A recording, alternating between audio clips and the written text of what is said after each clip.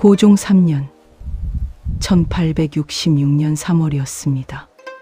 창덕궁 대조전 처마 아래로 이른 봄비가 소리 없이 내렸습니다. 16살 소녀 민씨는 그날 조선의 왕비가 되었습니다. 여흥 민씨 가문의 먼 방계였던 그녀는 8세의 부친을 여의고 홀어머니 슬하에서 자랐습니다. 가난했지만 총명했고 한글은 물론 한문까지 익혔던 당찬 소녀였지요. 그러나 그녀가 들어선 궁궐은 결코 만만한 곳이 아니었습니다. 당시 조선의 실권자는 왕 고종이 아니었습니다. 바로 고종의 생부이자 섭정으로 군림하던 흥선대원군이었습니다. 대원군은 1863년 고종을 왕위에 올린 뒤 왕이 어리다는 명분으로 수렴청정도 아닌 직접 통치를 시작했습니다. 그는 안동 김씨를 중심으로 한 세도 정치의 폐해를 일소하고자 했고 그 개혁은 가혹할 만큼 단호했습니다. 고종실록에 따르면 대원군은 집권 초기 삼정의 문란을 바로잡고 서원을 철폐하며 왕권을 강화했습니다. 47개소만 남기고 전국 600여 개의 서원을 없앤 것은 당시로서는 혁명적 조치였습니다. 하지만 대원군의 정치 철학에는 명확한 한계가 있었습니다. 바로 척사의 정치시의 외전이었습니다. 서양 오랑캐를 물리치고 유교 정통을 지킨다는 이 사상은 1860년대 격동하는 동아시아 정세 속에서 조선을 철저하게 고립시키는 결과를 낳았습니다. 1866년 민씨가 왕비로 간택되던 바로 그해 병인양요가 발생했습니다. 프랑스 함대가 강화도를 침공했고 대원군은 이를 물리친 뒤 더욱 강경한 쇄국 정책으로 맞섰습니다. 1871년에는 신미양요까지 겪으며 대원군은 전국 각지에 척화비를 세웠습니다. 서양 오랑캐가 침범하는데 싸우지 않으면 화친하는 것이요. 화친을 주장하는 것은 나라를 파는 것이다라는 글귀가 새겨진 비석들이 한양 종로를 비롯해 전국에 세워졌습니다. 젊은 왕비 민씨는 이 모든 것을 궁궐 깊은 곳에서 지켜보았습니다. 대조전과 교태전을 오가며 그녀는 시아버지 대원군의 권력이 얼마나 막강한지 체감했습니다. 고종은 명목상 왕이었지만 중요한 결정은 모두 대원군이 내렸습니다. 의정부와 삼군부의 대신들은 대원군의 눈치를 살폈고 젊은 왕은 정사에서 소외되어 있었습니다. 승정원 일기의 기록을 보면 1860년대 후반 주요 정책 결정 과정에서 고종의 발언은 거의 찾아볼 수 없습니다. 대신 대원이다 유양외 대원군의 존칭께서 전교와 시기를 이라는 문구가 반복적으로 등장합니다. 민씨 왕비는 처음에는 조용히 그러나 예리하게 궁중의 권력 구조를 파악해 나갔습니다. 그녀에게는 천부적인 정치적 감각이 있었습니다. 1870년을 전후하여 왕비는 자신의 친정 가문인 여흥 민씨 일족을 조금씩 조정에 진출시키기 시작했습니다. 민승우, nin겸우, nin규 등 민씨 일가가 하나둘 관직에 임명되었습니다. 일성록의 기록에 따르면 1871년부터 1873년 사이 민씨 가문 인물들의 관직 제수 기록이 급증합니다. 이는 우연이 아니었습니다. 왕비는 궁중 내에서 고종과의 대화를 통해 조심스럽게 자신의 정치적 기반을 다지고 있었던 것입니다. 그러나 대원군은 어리석지 않았습니다. 며느리의 움직임을 감지한 그는 견제에 나섰습니다. 1871년 겨울, 대원군은 민씨, 가문의 핵심 인물이던 민승호를 좌의정에 임명했습니다. 언뜻 보면 파격적인 승진이었지만 실상은 달랐습니다. 당시 좌의정은 실권이 없는 명예직에 가까웠고 오히려 대원군의 감시 아래 놓이는 위치였습니다. 왕비는 이를 간파했습니다. 시아버지는 자신의 세력 확장을 경계하고 있었던 것입니다. 긴장은 점점 고조되었습니다. 1873년 초, 경복궁 중건 문제를 둘러싸고 왕실 내부의 갈등이 표면화되기 시작했습니다.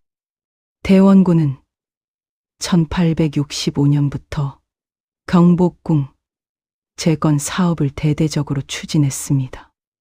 임진왜란 때 소실된 이후 270여 년간 폐허로 남아있던 경복궁을 복원하는 것은 대원군에게 왕권의 위엄을 상징하는 사업이었습니다. 하지만 이 공사에는 천문학적인 비용이 들어갔습니다.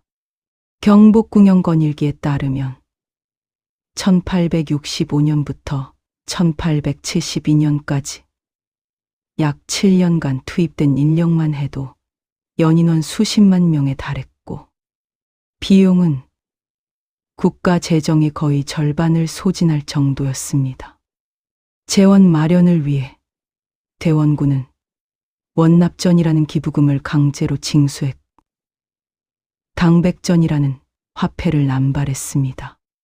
당백전은 상평통보 한 잎의 100배의 가치로 통용된다고 했지만 실제로는 엄청난 인플레이션을 초래했습니다. 비변사 등록의 1868년 기록을 보면 전국 각지에서 백성들의 원성이 빗발쳤다는 보고가 연이어 올라옵니다. 당백전으로 인해 물가가 폭등하고 백성들이 굶주리고 있다는 내용이었습니다. 서울 한복판에서도 밀란의 기운이 감돌았고 지방에서는 실제로 소요 사태가 발생하기도 했습니다. 민씨 왕비는 이 상황을 예의주시했습니다. 대원군의 경복궁 중건 사업이 백성들에게 얼마나 큰 부담을 주는지, 그로 인해 대원군의 정치적 입지가 흔들릴 수 있다는 것을 간파한 것입니다. 1873년 봄, 왕비는 조심스럽게 고종에게 의견을 제시하기 시작했습니다. 궁중내전에서 이루어지는 사적인 대화였기에 공식 기록에는 남아있지 않지만 후대 연구자들은 승정원 일기와 일성록의 간접적 기록들을 통해 이 시기 왕비의 영향력이 커지고 있었음을 추정합니다. 1873년 10월, 드디어 결정적인 사건이 발생했습니다. 최익현이라는 유생이 대원군의 실정을 비판하는 상소를 올린 것입니다.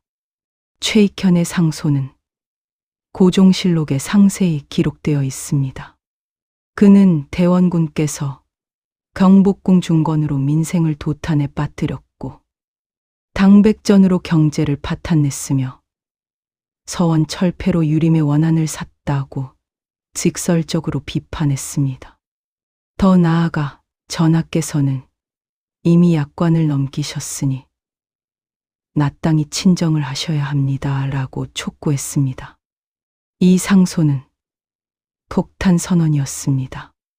최익현은 대원군의 정책을 정면으로 부정했을 뿐만 아니라 고종의 친정을 요구함으로써 대원군의 섭정 체제 자체를 문제 삼았던 것입니다. 대원군은 경로하여 최익현을 제주도로 유배 보냈지만 이미 사태는 돌이킬 수 없는 방향으로 흘러가고 있었습니다. 조정 대신들 사이에서도 왕께서 친히 정사를 돌보셔야 한다는 여론이 형성되기 시작했습니다. 이 과정에서 민씨, 왕비의 역할은 결정적이었습니다. 그녀는 고종을 설득했습니다. 전하, 이제 22이 되셨습니다. 조선 역사상 어느 왕이 이 나이까지 정사를 돌보지 못했으니까. 세종대왕께서는 22에 이미 훈민정음을 창제하셨고, 성종께서는 그 나이에 경국대전을 완성하셨습니다. 이제 전하께서 나라를 직접 다스리셔야 할 때입니다. 왕비의 말은 고종의 마음을 움직였습니다. 1873년 11월, 고종은 마침내 결단을 내렸습니다. 그는 대원군을 불러 이제 과인이 직접 정사를 돌보겠다고 선언했습니다. 승정원 일기 1873년 11월 3일자. 기록에는 이날에 긴박했던 상황이 간접적으로 나타나 있습니다. 대원군은 처음에는 반대했지만 조정 대신들이 모두 왕의 친정을 지지하는 상황에서 더 이상 버틸 수 없었습니다. 결국 대원군은 운현궁으로 물러나게 되었고 10년간 이어진 섭정 체제는 막을 내렸습니다. 이것은 단순한 세대 교체가 아니었습니다. 권력의 중심이 대원군에서 고종과 민씨 왕비로 이동한 역사적 전환점이었습니다. 민씨 왕비는 23세 나이에 조선 조정의 실질적인 권력자로 부상하게 된 것입니다. 그녀는 8년의 인내 끝에 시아버지라는 거대한 장벽을 넘어선 것이었습니다. 그러나 왕비는 알고 있었습니다. 이것은 시작에 불과하다는 것을. 대원군은 비록 물러났지만 그의 정치적 영향력은 여전히 막강했습니다. 운현궁에는 여전히 많은 관료들과 유생들이 찾아갔고 대원군의 한마디는 조정을 흔들 수 있는 힘이 있었습니다. 더구나 척사의정 사상은 조선 유림 사회에 깊이 뿌리 박혀 있었습니다.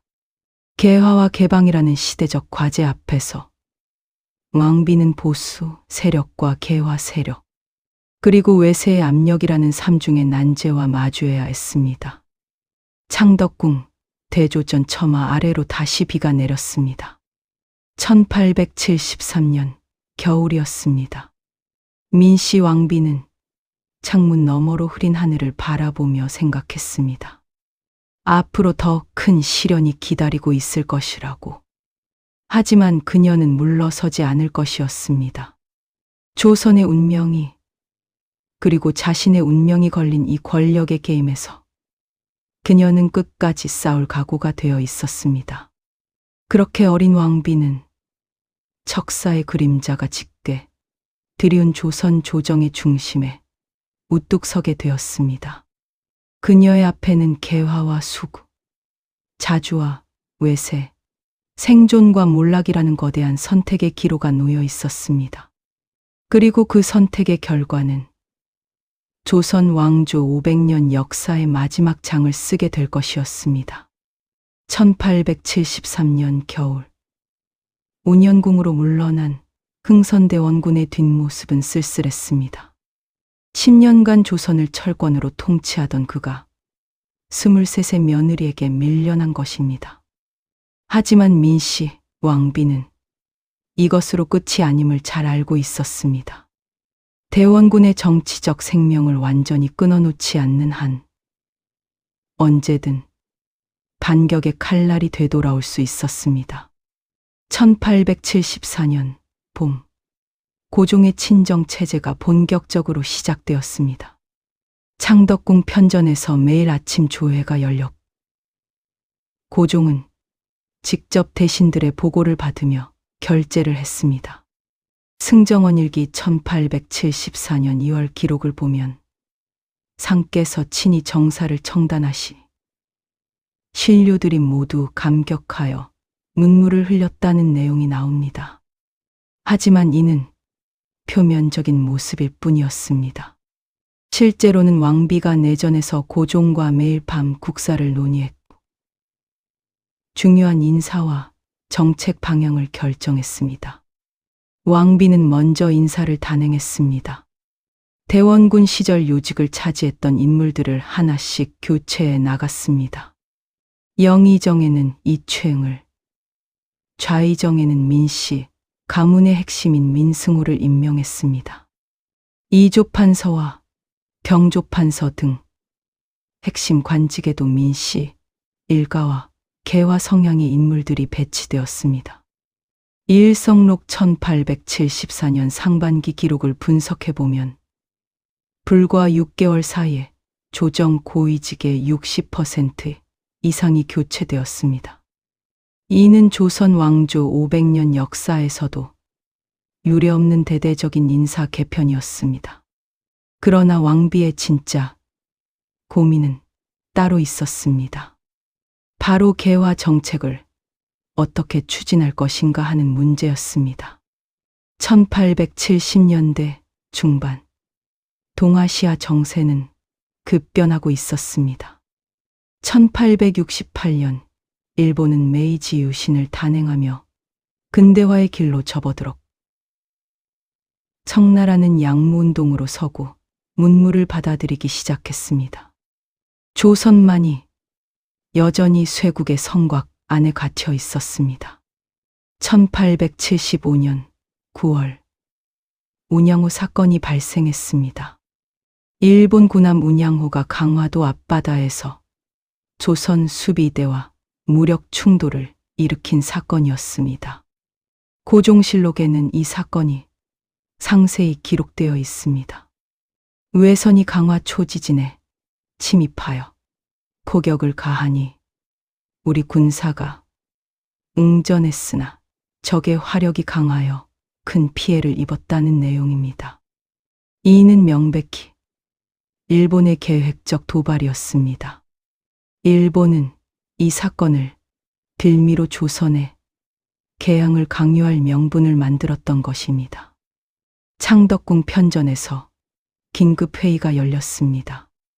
1875년 10월의 일이었습니다. 대신들은 크게 두 파로 갈렸습니다. 최익현을 비롯한 척사파는 외인들의 요구를 단호히 거부하고 필요하다면 전쟁도 불사해야 한다고 주장했습니다.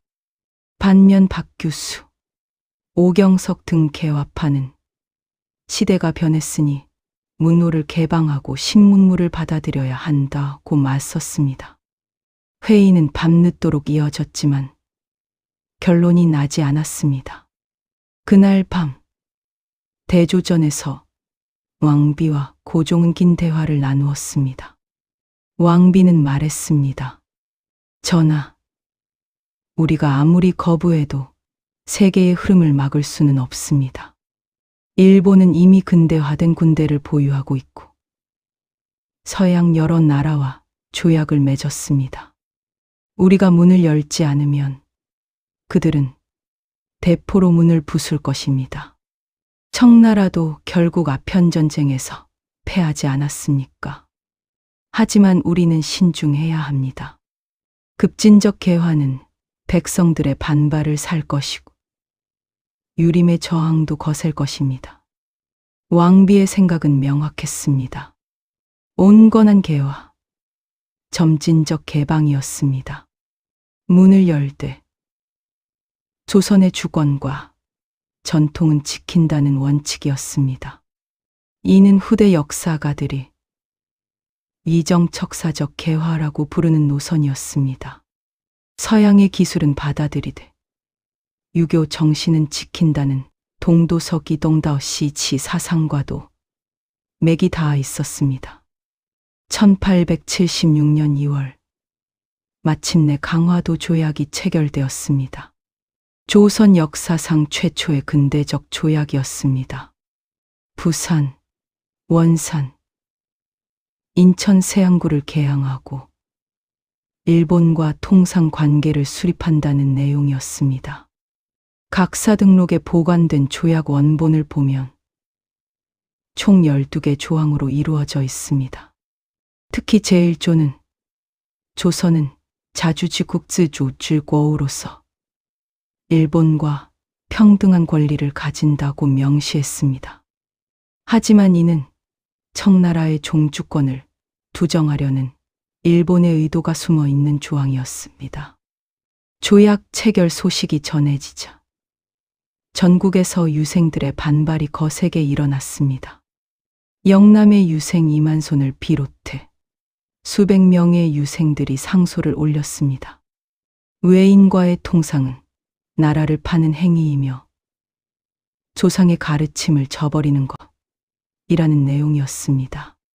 승정원 일기 1876년 3월부터 6월까지의 기록을 보면 거의 매일 척사 상소가 빗발쳤다는 기록이 나옵니다. 왕비는 이에 대응하기 위해 신중한 전략을 펼쳤습니다.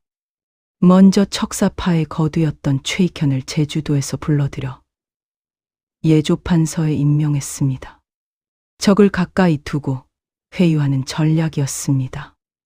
동시에 박규수, 김웅집 등 개화파 인사들에게도 요직을 맡겨 균형을 유지했습니다. 이는 양날의 칼 전략이었습니다. 척사파를 완전히 배제하면 유림의 거센 저항에 직면할 것이고 개화파만 중용하면 급진적 개혁으로 사회가 혼란에 빠질 수 있었기 때문입니다. 1876년 여름 김기수를 정사로 하는 수신사 일행이 일본으로 파견되었습니다. 개항 이후 일본의 문물을 시찰하기 위한 첫 공식 사절단이었습니다. 김기수 일행은 약 70일간 일본에 머물며 도쿄, 오사카, 교토 등을 둘러보았습니다. 일동기유라는 제목의 보고서에는 그들이 목격한 충격적인 광경들이 기록되어 있습니다. 일본은 불과 10년 만에 완전히 다른 나라가 되었다. 철도가 놓이고 전신이 가설되었으며 학교와 공장이 곳곳에 세워졌다. 백성들은 서양식 옷을 입고 서양식 건물에서 생활한다는 내용이었습니다. 이 보고서는 조정에 큰 파장을 일으켰습니다. 개화파는 우리도 일본처럼 빠르게 근대화해야 한다고 목소리를 높였습니다. 반면 척사파는 일본은 전통을 버리고 오랑캐가 되었다. 우리는 그들의 전철을 밟아서는 안 된다고 반박했습니다. 조정은 다시 혼란에 빠졌습니다. 1877년 왕비는 개화 정책을 본격적으로 추진하기 시작했습니다. 먼저 통리기무화문이라는 새로운 정부 기구를 설치했습니다. 고종실록 1877년 12월 기록에 따르면 통리기무화문은 외교, 통상, 군사 등 개화와 관련된 모든 업무를 총괄하는 기관이었습니다. 12사스로 구성되어 있었고 각 사에는 개화 성향의 관료들이 배치되었습니다. 이어서 별기군이라는 신식 군대 창설도 추진되었습니다. 1881년의 일이었습니다. 일본식 훈련을 받은 80명 규모의 소규모 부대였지만 상징적 의미는 컸습니다. 조선도 근대적 군대를 보유할 수 있다는 것을 보여주는 조치였습니다. 주한일본공사관 기록에는 별기군 창설 과정이 상세히 기록되어 있습니다. 일본에서 교관 호리모토 레이조를 초청했고 신식 무기와 군복도 일본에서 들여왔습니다. 하지만 이러한 개화 정책은 심각한 부작용을 낳았습니다. 가장 큰 문제는 구식 군인들의 불만이었습니다. 별기군은 신식 군대라는 이유로 급료를 제때 받고 쌀도 좋은 것을 지급받았습니다. 반면 구식 군대인 오군영 소속 군인들은 13개월이 넘도록 급료를 받지 못했고 지급되는 쌀에는 모래와 겨가 섞여 있었습니다. 한성순보 창간 직전 수집된 자료에 따르면 1882년 초한양에 주둔한 구식군인 약 4천 명이 극심한 생활고에 시달리고 있었습니다. 왕비는 이 문제를 인지하고 있었습니다. 1882년 6월, 그녀는 고종에게 건의했습니다. 전하, 구식 군인들의 불만이 위험 수위에 달했습니다. 급료를 제때 지급하고 처우를 개선해야 합니다. 하지만 이미 국가 재정은 바닥나 있었습니다.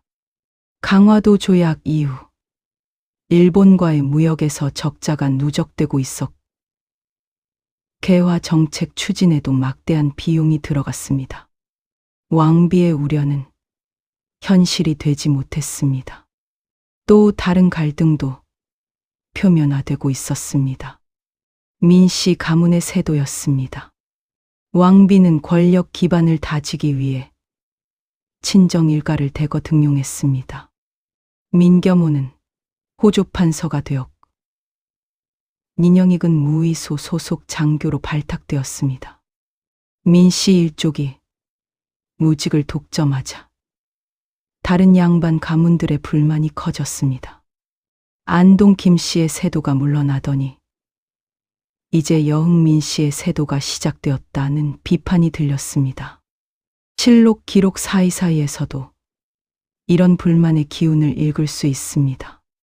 1881년 승정원 일기 어느 날짜의 기록에는 대간에서 민씨 일가의 전횡을 탄핵하는 상소를 올렸으나 상께서 윤허치 않으셨다는 내용이 나옵니다.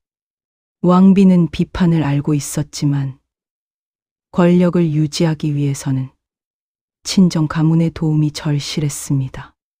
이는 그녀가 피할 수 없는 딜레마였습니다.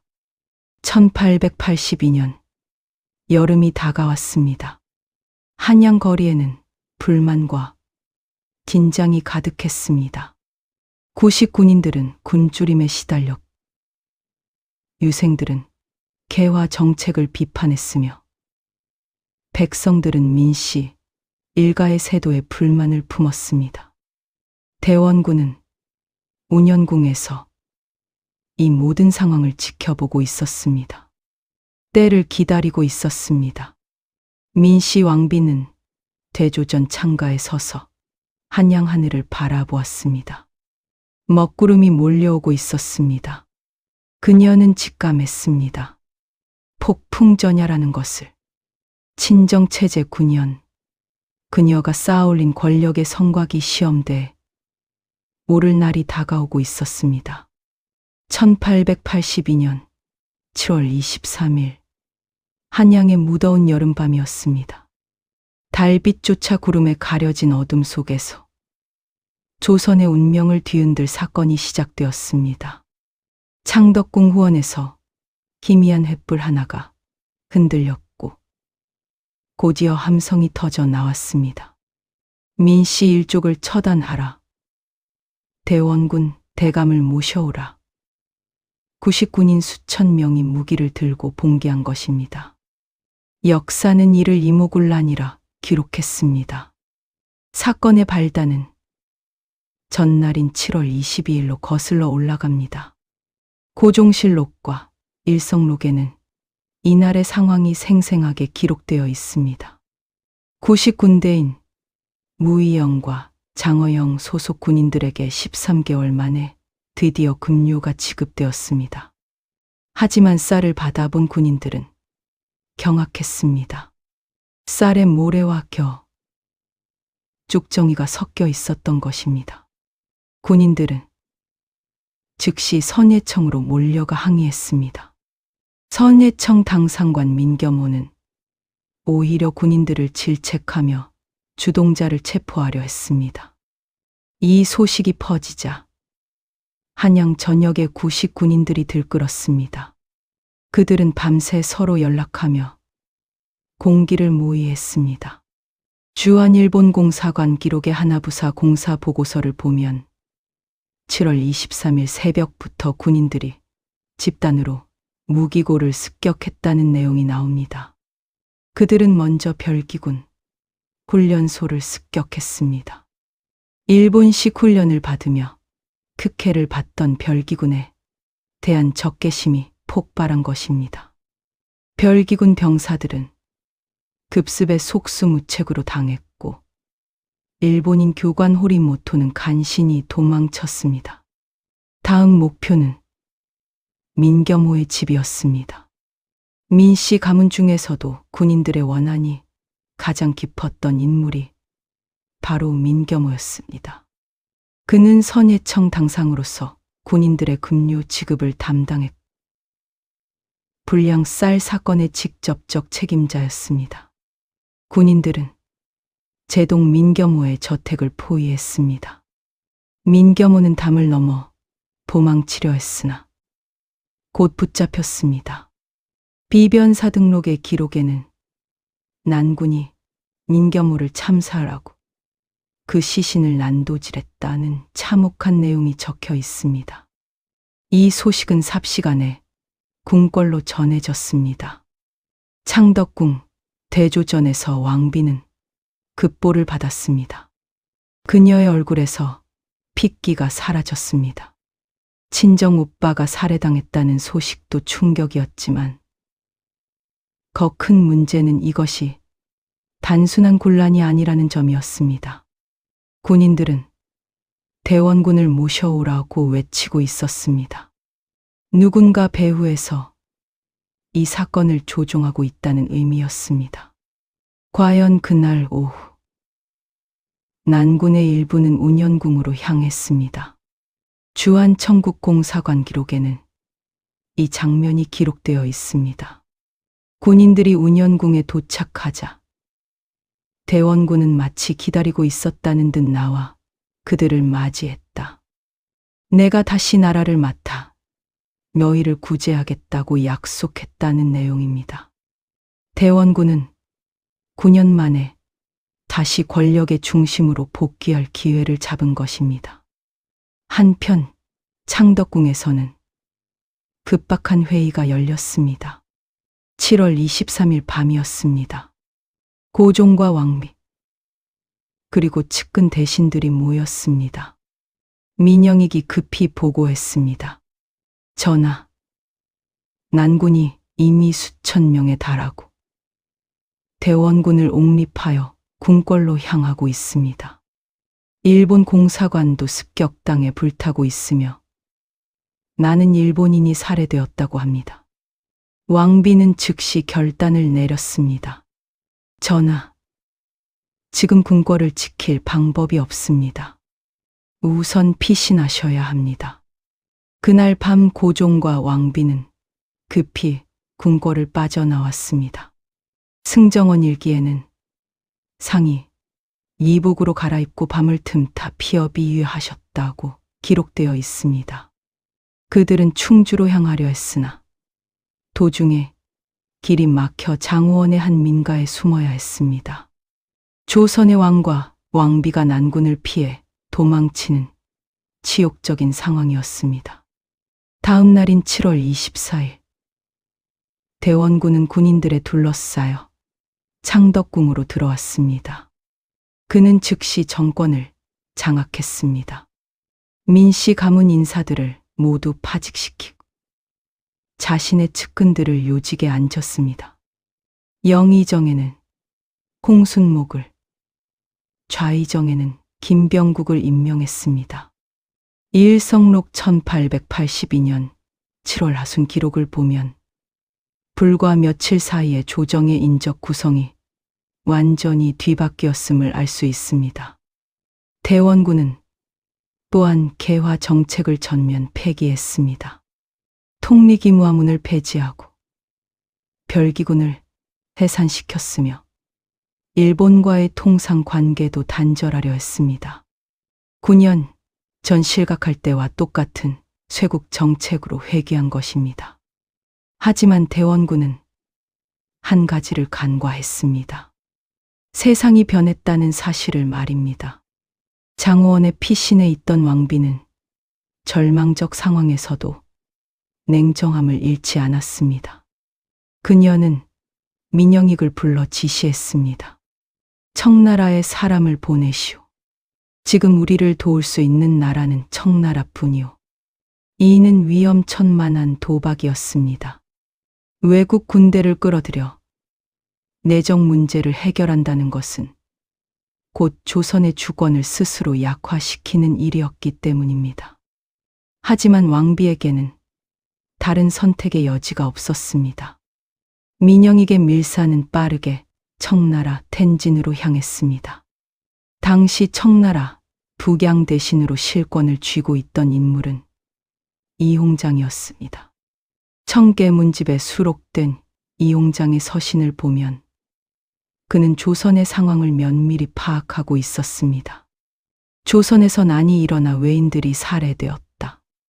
이는 우리에게 기회이자 위기다. 만약 일본이 군대를 보내 조선을 장악한다면 우리의 번병판 빙이 사라지는 것이다. 신속히 군대를 파견하여 상황을 통제해야 한다고 판단했습니다. 1882년 8월 초 청나라 군대 3,000명이 조선으로 출병했습니다. 오장경과 마건충이 이끄는 정예의 부대였습니다. 주한 청국공사관 기록에는 청군의 이동 경로가 상세히 기록되어 있습니다. 그들은 인천으로 상륙하여 한양으로 진격했습니다. 대원군은 청군의 출병 소식을 듣고 당황했습니다. 구식 군인들로는 근대식 무기로 무장한 청군을 상대할 수 없었습니다. 8월 26일 청군이 한양에 입성했습니다. 오장경은 즉시 대원군을 체포할 계획을 세웠습니다. 고종실록에는 이날의 긴박했던 상황이 기록되어 있습니다. 청장 오장경이 대원군을 창덕궁으로 불러 연회를 베푼다 하고 술에 취하게 한 뒤 갑자기 체포했다는 내용입니다. 대원군은 청나라 군함에 강제로 실려 텐진으로 압송되었습니다. 3년 전 조선을 떠날 때 그의 심정은 어떠했을까요? 아들인 왕에게도 버림받, 며느리에게 패배하고 이제는 외국 군대에 의해 끌려가는 처지가 된 것입니다. 왕비는 한양으로 돌아왔습니다. 그러나 승리의 기쁨보다는 착잡함이 앞섰습니다. 청군 3,000명이 한양에 주둔하게 되었고 청나라는 조선 내정에 깊숙이 개입하기 시작했습니다. 마건충은 조선 조정의 모든 중요 결정에 관여했고 청나라 공사관은 사실상 조선 정부 위에 군림했습니다. 주한 청국공사관 기록 1882년 하반기 문서들을 보면 인사 문제, 재정 문제, 외교 문제 할 것 없이 모든 것에 청나라의 승인이 필요했습니다.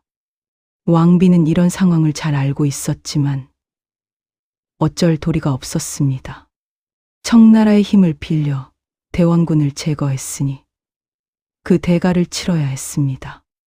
1882년 10월 조청상민 수룡무역장정이라는 불평등 조약이 체결되었습니다. 각사 등록에 보관된 이 조약 원문을 보면 청나라 상인들에게 조선 내륙 깊숙이까지 통행할 수 있는 권리가 부여되어 있습니다. 관세도 사실상 면제 수준이었습니다.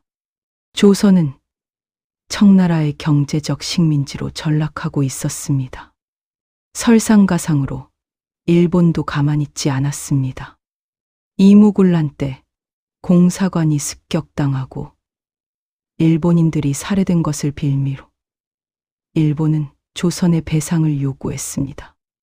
1882년 8월 30일 제물포 조약이 체결되었습니다. 주한일본 공사관 기록에 기록된 조약 내용을 보면 조선은 일본에 50만 엔의 배상금을 지불하고 일본 공사관 경비를 위한 일본군 주둔을 허용해야 했습니다. 청군에 이어 이제 일본군까지 조선 땅에 주둔하게 된 것입니다. 1883년 한양에는 청군과 일본군이 동시에 주둔하는 기이한 상황이 벌어졌습니다. 두 나라는 서로를 견제하며 조선에 대한 영향력을 확대하려 했습니다. 왕비는 이 틈바구니에서 생존 전략을 모색해야 했습니다. 그녀는 청나라를 배경으로 삼되 일본도 완전히 적대하지는 않는 미묘한 균형 정책을 펼쳤습니다. 하지만 조선 내부의 갈등은 더욱 격화되었습니다. 개화파는 다시 두 갈래로 나뉘었습니다. 김웅지, 김윤식 등은 청나라를 등에 업고 점진적 개화를 추진하는 온건 개화파가 되었습니다. 반면 김옥균, 박영효, 홍영식 등 젊은 개화파는 청나라의 간섭에 불만을 품고 일본식 급진 개혁을 꿈꾸기 시작했습니다. 이들은 후에 급진 개화파 또는 독립당으로 불리게 됩니다. 1884년 가을, 불길한 기운이 한양을 감돌았습니다. 급진 개화파는 비밀리에 정변을 모의하고 있었습니다. 그들은 일본 공사 다케조의 신이치로와 접촉하여 지원을 약속받았습니다. 갑신일록과 갑신정변 추한급구간 등의 기록을 종합해보면 김옥균 일파는 우정국 낙성식을 기회로 민씨 일족과 청나라 세력을 제거하고 새로운 정부를 수립할 계획을 세웠습니다. 1884년 12월 4일 저녁 정동 우정국에서 낙성 축하 연회가 열렸습니다. 고종과 왕비를 비롯해 조정 대신들이 대거 참석했습니다. 바로 그 순간 우정국 건물 뒤편에서 불길이 치솟았습니다. 사전에 계획된 방화였습니다. 혼란 속에서 급진 개화파는 칼을 뽑아들었습니다. 민영익이 가장 먼저 습격당했습니다. 승정원 일기에는 민영익이 자객에게 여러 차례 칼을 맞아 중상을 입었으나 간신히 목숨을 건졌다고 기록되어 있습니다. 고종과 왕비는 급히 창덕궁으로 돌아왔으나 이미 궁궐은 일본군과 급진 개화파의 수중에 떨어져 있었습니다. 김옥균은 고종을 아련하고 새로운 내각을 구성했다고 선포했습니다. 민씨 일족은 모두 파직되었고 청나라와의 관계도 단절한다고 선언했습니다. 이것이 갑신정변이었습니다. 하지만 정변은 3일 천하로 끝났습니다. 청군 1,500명이 창덕궁을 공격했고 일본군 200명은 이를 막을 수 없었습니다. 12월 6일 밤 치열한 전투 끝에 청군이 승리했습니다. 김옥균, 박영효 등은 일본으로 망명했고 홍영식을 비롯한 많은 개화파 인사들이 처형당했습니다. 추한급구간에는 정변 관련자 처벌 기록이 상세히 남아 있습니다. 왕비는 다시 한번 청나라의 힘으로 위기를 넘겼습니다. 하지만 대가는 혹독했습니다. 청나라의 내정 간섭은 더욱 노골화되었고 조선의 자주권은 거의 남아있지 않았습니다. 원세계라는 청나라 젊은 장교가 조선 주재 총독으로 부임하여 사실상 조선을 통치하기 시작했습니다.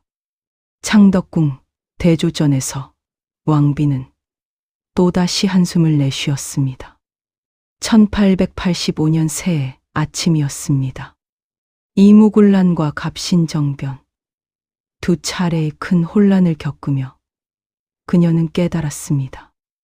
이제 조선의 운명은 더 이상 조선인의 손에 있지 않다는 것을.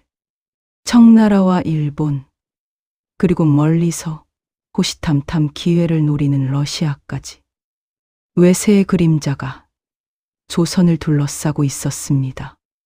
왕비는 새로운 생존 전략을 모색해야 했습니다. 1885년 조선은 청나라의 그늘 아래 신음하고 있었습니다. 원세계가 조선에 도착한 것은 그해 가을이었습니다. 26살의 젊은 청나라 장교였지만 그가 가진 권력은 막강했습니다. 주한 청국공사관 기록에 따르면 원세계는 총리조선 사무독판이라는 직함을 가지고 있었습니다. 조선의 모든 일을 총괄한다는 의미였습니다. 그는 매일같이 창덕궁을 드나들며 고종을 아련했고 중요한 인사는 물론 사소한 행정 문제까지 간섭했습니다. 민씨 왕비는 이런 상황을 견딜 수 없었습니다. 하지만 표면적으로는 청나라에 순종하는 척해야 했습니다. 이무군란과 갑신정변 때 청나라의 도움으로 위기를 넘겼기에 지금 당장 청나라를 배척할 수는 없었습니다. 왕비는 인내하며 때를 기다렸습니다. 그리고 조용히 매우 조심스럽게 새로운 외교 노선을 모색하기 시작했습니다. 1886년 봄, 한양에는 서양 각국의 공사관이 속속 설립되고 있었습니다. 미국, 영국, 프랑스, 독일 등이 조선과 수교했고 정동 일대에는 서양식 건물들이 들어서고 있었습니다. 승정원 일기를 보면 1880년대 중반 서양 각국 공사들의 고종 아련 기록이 빈번하게 나타납니다. 왕비는 이들을 주의 깊게 관찰했습니다. 청나라와 일본 사이에서 균형을 잡으려면 제3의 세력이 필요했기 때문입니다. 그 제3의 세력으로 왕비가 주목한 나라가 바로 러시아였습니다. 광활한 영토를 가진 러시아 제국은 19세기 후반 남하 정책을 적극적으로 추진하고 있었습니다. 1860년 베이징 조약으로 연해주를 획득한 러시아는 부동항을 확보하기 위해 조선에 관심을 기울였습니다. 1884년 7월 조러수호 통상조약이 체결되면서 러시아는 조선과 공식 외교 관계를 수립했습니다. 각사 등록에 보관된 이 조약을 보면 러시아는 원산, 부산, 인천에 영사관을 설치할 권리를 얻었습니다. 1885년 영국이 거문도를 불법 점령하는 사건이 발생했습니다. 러시아의 남하를 막기 위한 영국의 조치였습니다. 고종실록 1885년 4월 기록에는 영국 군함이 거문도에 상륙하여 진을 치고 철수하지 않는다는 보고가 올라와 있습니다. 이 사건은 왕비에게 중요한 교훈을 주었습니다. 열강들이 조선 땅을 놓고 각축을 벌이고 있다는 것, 그리고 그 경쟁 구도를 이용할 수 있다는 것을 깨달은 것입니다. 1886년 여름, 왕비는 러시아 공사 베베르와 비공식 접촉을 시작했습니다.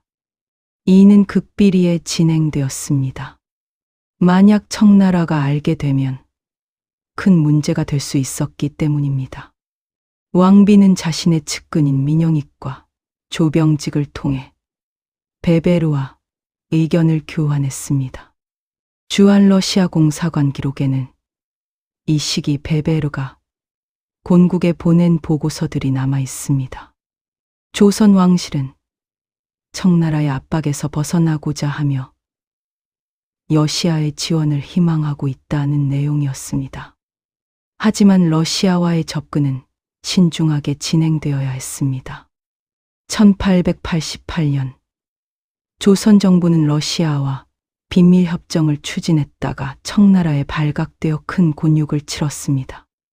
원세계는 즉시 관련자들을 문책했고 러시아 접근을 주도했던 김병실을 파직시켰습니다. 일성록 1888년 6월 기록을 보면 청국 독판이 조정 인사에 간섭하여 여러 대신을 갈아치웠다는 내용이 나옵니다. 왕비는 더욱 조심스럽게 움직여야 했습니다. 1890년대 초 동아시아 정세가 다시 요동치기 시작했습니다. 청나라와 일본 사이에 긴장이 고조되고 있었습니다. 두 나라 모두 조선에 대한 지배권을 놓고 신경전을 벌였습니다. 1894년 봄, 전라도 고부에서 동학농민운동이 일어났습니다. 전봉준이 이끄는 농민군은 탐관오리를 처벌하고 개혁을 요구했습니다. 동학난 기록에는 농민군의 진격 경로와 전투 상황이 상세히 기록되어 있습니다. 5월에는 전주성까지 점령하는 등 그 기세가 무서웠습니다. 조선 정부는 자체 진압 능력이 없었습니다. 1894년 6월 3일 고종은 청나라에 원군을 요청했습니다. 승정원 일기에는 상이 청국에 군대 파견을 청하는 자문을 보냈다고 기록되어 있습니다. 청나라는 즉시 응했습니다. 6월 8일 엽지초와 섭사성이 이끄는 청군 2,500명이 아산만에 상륙했습니다. 그런데 일본도 움직였습니다. 텐진 조약에 따라 청나라가 조선에 출병하면 일본도 출병할 수 있었습니다. 6월 9일 오시마 소장이 이끄는 일본군 8,000명이 인천에 상륙했습니다. 청군보다 훨씬 많은 병력이었습니다. 주한일본공사관 기록을 보면 일본군은 즉시 한양으로 진격하여 주요 지점을 장악했습니다. 일본은 명백히 다른 의도를 가지고 있었습니다.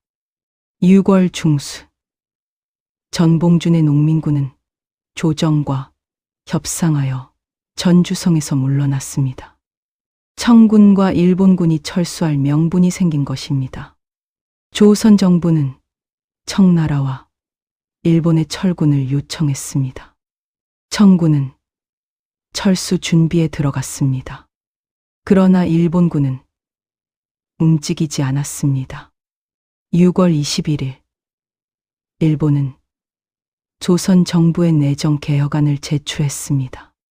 사실상 조선의 내정을 장악하겠다는 선언이었습니다.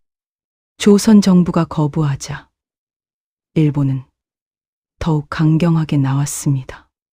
7월 23일 새벽 일본군이 경복궁을 무력으로 점령했습니다.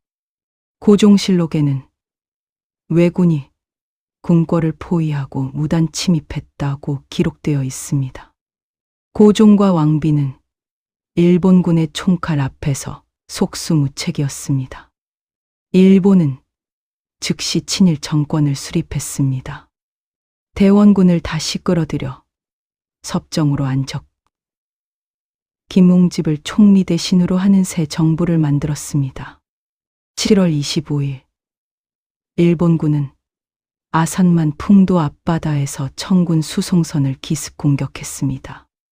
청일전쟁이 시작된 것입니다. 전쟁은 일본의 압도적 승리로 끝났습니다. 청나라의 북양함대는 항해전에서 괴멸되었고 육상에서도 청군은 연전연패했습니다. 주한청국공사관 기록 1894년 하반기 문서들을 보면 청나라가 얼마나 급격히 무너졌는지 알 수 있습니다. 1895년 4월 시모노세키 조약이 체결되면서 청일전쟁은 공식적으로 종결되었습니다. 조약 제1조는 청나라는 조선이 완전한 자주독립국임을 인정한다고 명시했습니다. 이는 청나라가 조선의 대한종주권을 완전히 포기한다는 의미였습니다. 왕비에게 이것은 충격이었습니다. 지난 10년간 자신이 이지해온 청나라가 무너진 것입니다.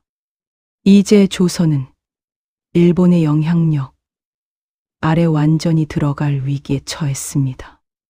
일본은 조선을 보호국으로 만들려는 야욕을 숨기지 않았습니다. 1895년 봄부터 일본 공사 이노우에 가오루는 노골적으로 내정을 간섭했습니다. 친일 내각은 단발령을 비롯한 급진적 개혁을 추진했고 이는 전국적인 반발을 불렀습니다. 바로 이때 왕비는 최후의 카드를 꺼내들었습니다. 러시아 카드였습니다. 1895년 5월부터 왕비는 러시아 공사 베베르 및 공사관 직원 웨베르와 비밀리에 접촉을 강화했습니다. 주한 러시아 공사관 기록에는 이 시기 왕비의 움직임이 상세히 기록되어 있습니다. 왕비는 일본의 압박에서 벗어나기 위해 러시아의 도움이 절실하다고 호소했습니다. 왕비는 러시아에 구체적인 제안을 했습니다. 러시아 군사교관을 초청하여 조선군을 훈련시키 경제 고문을 파견해 재정을 자문하게 하며 나아가 러시아가 부산이나 영흥만에 군사 기지를 설치하는 것까지 논의했습니다. 이는 매우 파격적인 제안이었습니다. 사실상 일본을 견제하기 위해 러시아를 끌어들이겠다는 전략이었습니다. 베베르는 이 제안을 본국에 보고했습니다. 러시아 외무부는 긍정적으로 검토했습니다. 블라디보스토크를 지점으로 한반도의 영향력을 확대할 절호의 기회였기 때문입니다. 1895년 여름 러시아는 조선에 군사교관단 파견을 약속했고 재정 고문도 보내기로 했습니다. 이 소식은 곧 일본에 알려졌습니다. 일본 공사 이노우에는 경악했습니다. 시모노세키 조약으로 청나라를 몰아낸 자리에 이제 러시아가 들어오려 한다는 것이었습니다. 일본 정부는 긴급 회의를 열었습니다. 일본 외교문서 1895년권을 보면 조선에서 러시아의 영향력이 확대되는 것은 일본의 안보에 중대한 위협이라는 판단이 내려졌습니다. 1895년 8월 일본은 이노우에 공사를 소환하고 미우라 고로를 새 공사로 임명했습니다. 미우라는 군인 출신의 강경파였습니다. 그는 부임하자마자 명확한 임무를 받았습니다. 명성황후를 제거하라는 것이었습니다.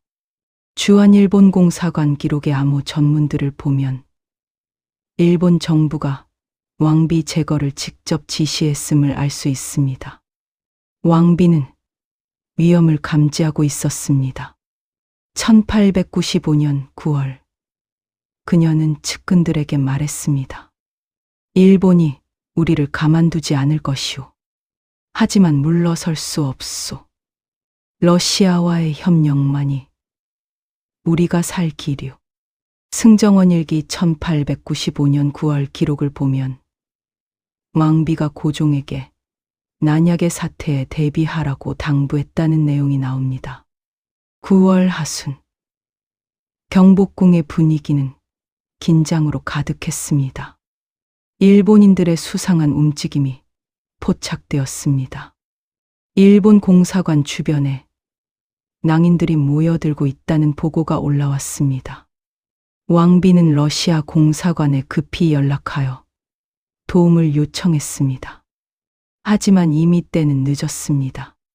1895년 10월 8일 새벽 운명의 그날이 다가오고 있었습니다. 왕비는 대조전에서 창밖을 바라보았습니다. 동이 트기 전 가장 어두운 시간이었습니다. 그녀는 알고 있었습니다. 자신이 러시아 카드를 꺼냈을 때부터 이미 죽음을 각오했다는 것을. 하지만 후회는 없었습니다. 조선의 주권을 지키기 위해, 일본의 야욕을 막기 위해 그녀는 최선을 다했습니다. 창밖 어둠 속에서 수상한 그림자들이 움직이기 시작했습니다. 칼을 든 자들이 궁궐을 향해 다가오고 있었습니다. 조선의 마지막 여걸, 명성황후의 생애 마지막 날이 시작되고 있었습니다. 1895년 10월 8일 새벽 5시. 경복궁은 아직 어둠에 쌓여 있었습니다. 가을 새벽의 찬 기운이 궁궐을 감싸고 건청궁 뒤편에서는 이슬이 맺힌 국화꽃들이 고개를 숙이고 있었습니다. 대조전에서 왕비는 막 잠에서 깨어났습니다. 불길한 예감이 가슴을 짓눌렀습니다. 며칠 전부터 계속된 긴장감이 절정에 달해 있었습니다. 바로 그때였습니다. 광화문 쪽에서 고함 소리와 총성이 들려왔습니다. 궁궐을 지키던 시위대와 누군가의 충돌 소리였습니다. 왕비는 즉시 상궁을 불렀습니다. 무슨 일이냐? 상궁이 떨리는 목소리로 대답했습니다. 마마, 일본인들이 궁궐로 난입하고 있다고 합니다.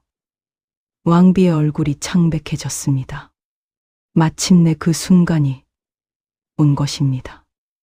을미사변 등록과 주한일본 공사관 기록을 종합해보면 그날 새벽의 상황이 생생하게 드러납니다.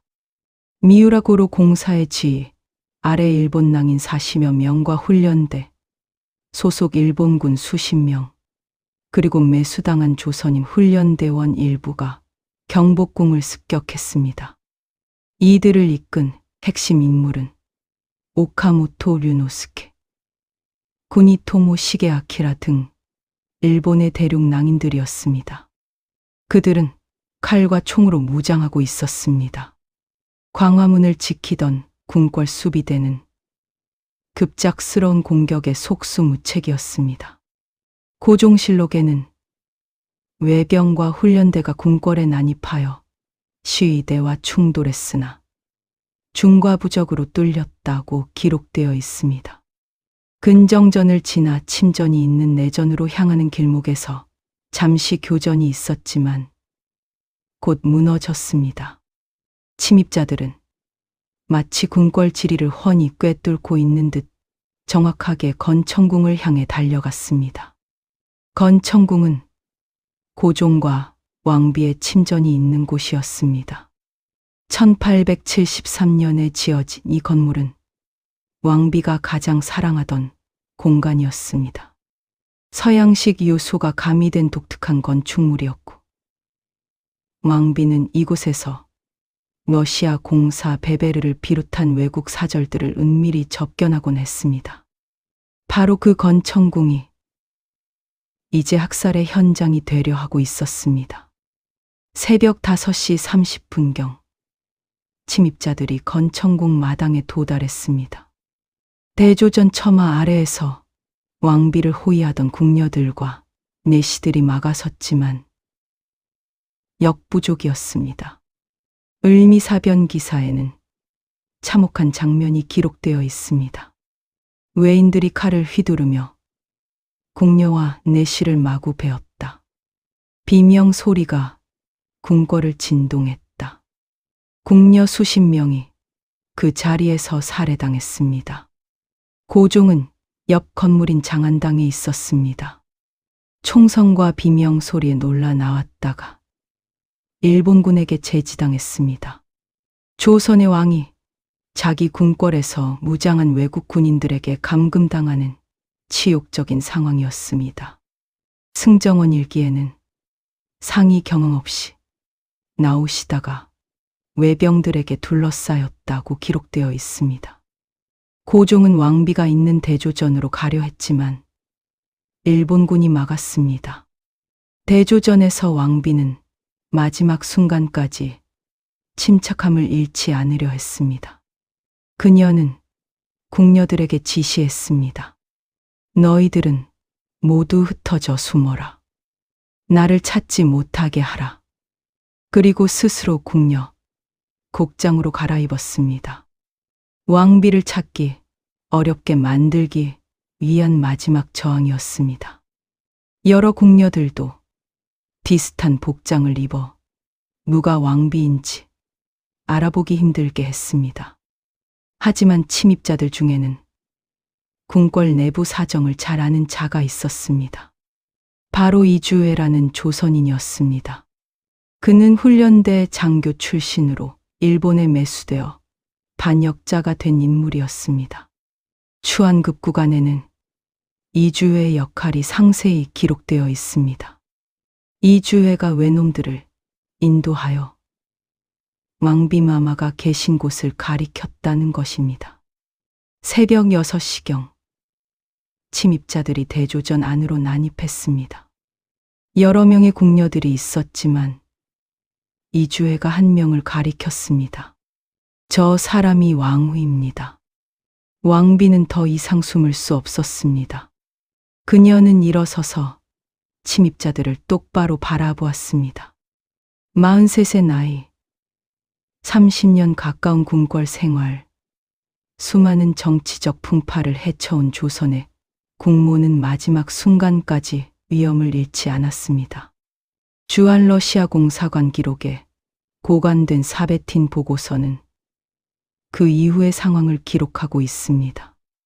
러시아 공사관 직원들이 사후에 수집한 증언들을 바탕으로 작성된 보고서였습니다. 일본 낭인들이 왕비를 끌어내어 칼로 난도질했다. 왕비는 여러 차례 칼을 맞고 쓰러졌다. 구니토모 시게아키라와 오카모토 류노스케가 직접 칼을 휘둘렀다는 증언이 있습니다. 더욱 참혹한 것은 그 다음이었습니다. 살해 직후 미우라 공사는 증거인멸을 지시했습니다. 왕비의 시신을 궁궐 밖으로 옮겨 소각하라는 명령이었습니다. 을미사변 등록에는 적도들이 왕후의 시신을 이불에 싸서 건천궁 뒤편 노권으로 옮겼다고 기록되어 있습니다. 노권은 궁궐 후원의 작은 숲이었습니다. 그곳에서 그들은 나무를 쌓고 기름을 부었습니다. 그리고 불을 질렀습니다. 조선 왕조 500년 역사상 가장 충격적이고 야만적인 만행이었습니다. 한 나라의 국모를, 왕비를 살해한 것도 모자라 시신을 훼손하고 소각한 것입니다. 이는 동아시아 전통 문화에서 상상할 수 없는 극악무도한 범죄였습니다. 한성신보 후일 보도에 따르면 시신을 불태우는 연기가 새벽 하늘로 피어올랐고 그 연기를 본 궁녀들이 통곡했다고 합니다. 건천궁 장안당에서 고종은 이 모든 것을 알고 있었습니다. 그러나 아무것도 할 수 없었습니다. 일본군에게 둘러싸여 있었고 궁궐은 침입자들의 수중에 있었습니다. 왕비의 비명 소리가 들렸을 때 고종은 울부짖었다고 합니다. 하지만 일본군은 그를 제지했습니다. 승정원 일기에는 상이 슬픔과 분노로 혼절하셨다는 기록이 나옵니다. 해가 떠올랐습니다. 1895년 10월 8일 아침이었습니다. 경복궁은 마치 전쟁터처럼 어지러워져 있었습니다. 궁녀와 내시들의 시신이 곳곳에 널려 있었고 피가 마당을 적셨습니다. 침입자들은 서둘러 현장을 정리하고 궁궐을 빠져나가기 시작했습니다. 미우라 공사는 일본 공사관으로 돌아가 도쿄에 전문을 보냈습니다. 임무 완수라는 짧은 메시지였습니다. 그날 낮 친일 내각의 총리 대신 김홍집이 궁궐로 들어왔습니다. 그는 고종을 아련하고 보고했습니다. 왕후께서 승하하셨습니다. 고종은 아무 말도 하지 못했습니다. 고종실록 10월 8일자 기록은 매우 간단합니다. 왕후 민씨가 훈련대의 난으로 인해 승하했다. 일본의 관여를 감추기 위한 거짓 기록이었습니다. 실록마저 진실을 기록하지 못했던 것입니다. 소식은 빠르게 퍼져나갔습니다. 한양 백성들은 충격과 분노에 휩싸였습니다.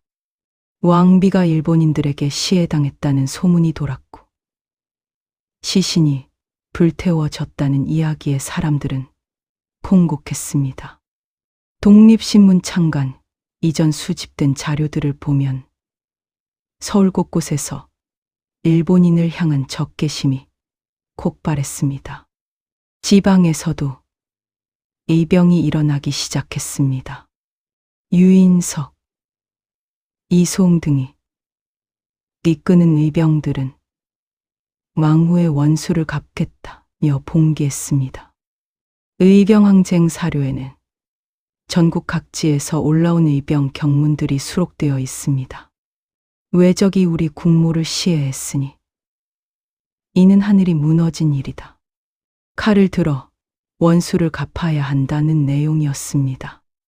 을미의병이 시작된 것입니다. 국제적으로도 파장이 컸습니다. 러시아는 격렬하게 항의했습니다. 왕비는 러시아와 협력하려 했던 인물이었고 그녀의 죽음은 러시아의 조선 진출을 막으려는 일본의 음모라고 규탄했습니다. 주한러시아 공사관 기록에는 베베르 공사가 곤국에 보낸 보고서가 있습니다. 일본이 조선 왕후를 잔인하게 살해했다. 이는 국제법을 정면으로 위반한 야만 행위다. 러시아는 단호히 대응해야 한다는 내용이었습니다. 미국과 유럽 각국도 충격을 받았습니다. 뉴욕타임스는 10월 말 이 사건을 대서특필했습니다. 한국의 왕비가 일본 자객들에게 궁궐에서 살해당했다. 시신은 불태워졌다는 기사였습니다. 서구 언론들은 일본을 야만국이라고 비난했습니다. 문명국을 자처하던 일본으로서는 큰 타격이었습니다. 일본 정부는 당황했습니다. 국제 여론이 악화되자 서둘러 책임을 회피하려 했습니다.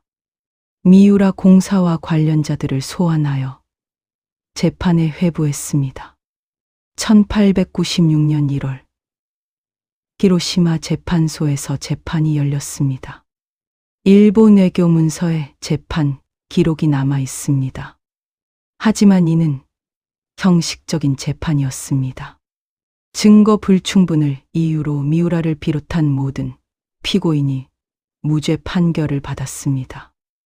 일본 정부가 증거를 은폐하고 증인을 매수했기 때문입니다.